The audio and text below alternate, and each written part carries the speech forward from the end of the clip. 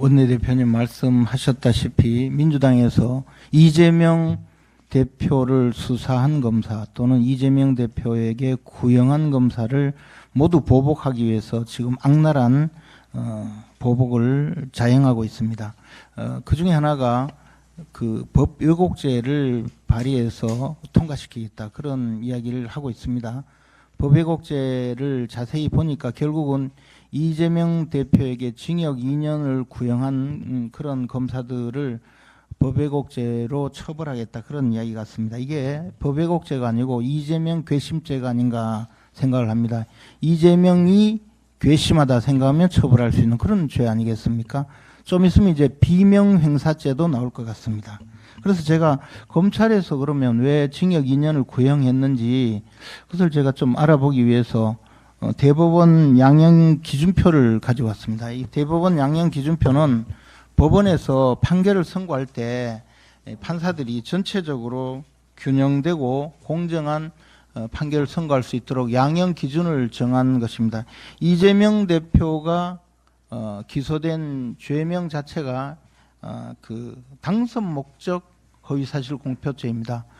그래서 당선 목적 허위사실 공표죄는 대법원 양형 기준표에 보면 징역형을 선고할 때는 10월 이하 그리고 벌금형을 선고할 때는 200만 원에서 800만 원 사이에 선고하도록 규정하고 있습니다.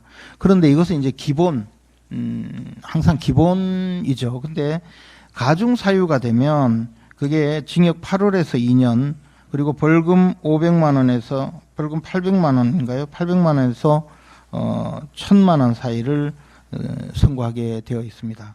그런데 이재명 대표에 대한 이 혐의 사실, 즉 공소 사실에 대해서 유무죄는 뭐 이미 다 판단이 났다고 봅니다. 거짓말 하신 거는 뭐 다 증거에 의해서 확인이 되었다고 보고 이제 그러면 선고형을 적용할 때 11월 달에 선고를 할 때 그때 과연 그 얼마를 선고해야 되느냐를 정할 때 이 가중 요소 또 감경 요소를 검토하게 되는데 이재명 대표는 감경할 만한 사유는 별로 없는 것 같아요. 그래서 가중 요소를 찾아보니까 첫째 하나는 이게 대법원 양형 기준표에 나와 있는 그 규정입니다.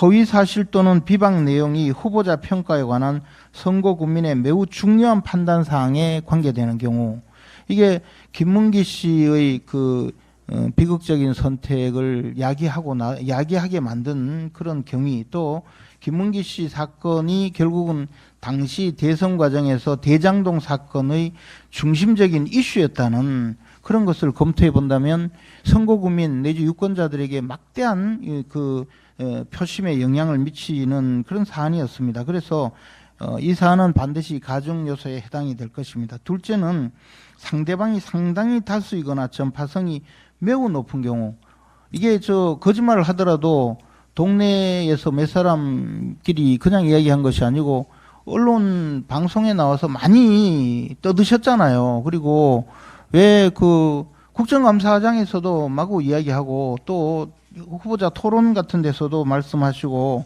국민들이 다 알도록 엄청나게 전파력을 강화시켰거든요. 이것도 당연히 가중사유에 해당이 됩니다.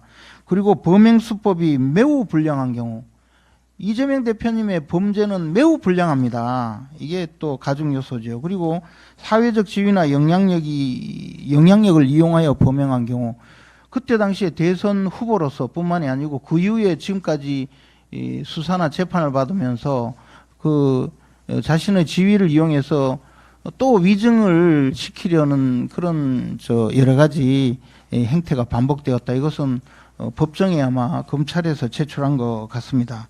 이런 내용에다가 거기다가 이분은 또 선거법 동종전과가 있는 분이에요. 그러니까 이 가중 사유가 엄청 중첩됩니다. 보통 가중 요소가 한두 개만 되어도 양형 기준표 상에 가중 요소, 가중 사유로 가서 그 선고를 하게 되어 있습니다. 거기다가 이게 대장동 사건과 관련된 김문기 씨 사망 사건에 대해서 김문기 씨를 모른다고 한 허위 사실과 또 백현동과 관련된 그 종상향 문제에 대해서 당시 박근혜 정부 국토부에서 협박을 받아서 어쩔 수 없이 상향을 했다. 이렇게 주장한 이 거짓말 두 건이잖아요. 이게 또 경합범 가중을 해야 되거든요. 그러면 제가 보기에 8월에서 2년이 아니고 8월에서 3년 사이에 선고를 해야 된다. 그러면 제가 봐서 정상적인 재판을 한다면, 이 정치적인 압박이 없다면 한 징역 2년 정도 선고하는 것이 맞고, 그러면 검찰에서 구형할 때는 통상 그런 예상이 되면 징역 4년을 구형해야 되는 사안이라고 봅니다. 검찰이 너무 물렁하게 징역 2년을 구형한 것 같은데도 오히려 저렇게 들고 일어나서 검찰에서 보복을 하느니 무슨 법을 왜곡했느니 이런 이야기를 하는데, 국민 여러분께 이게 과도한 그 구형이다 이렇게 생각하지 않으시도록 제가 직접 이 양형 기준표 상으로 이재명 대표님의 앞으로 선고형의 그 향배에 대해서 말씀드린 겁니다. 벌금형을 선고하더라도 500만 원에서 1000만 원 사이인데, 이것도 경합범 가중을 한다면 한 1500만 원까지 선고할 수 있는 사안이어서 제가 보기에 최소 한 1000만 원 정도 선고를 해야 마땅하지 않을까. 그런데 아마 이 사안은 워낙에 아주 그 범행 수법이 매우 불량하기 때문에 징역형을 선고해야 할 것이라고 생각을 합니다.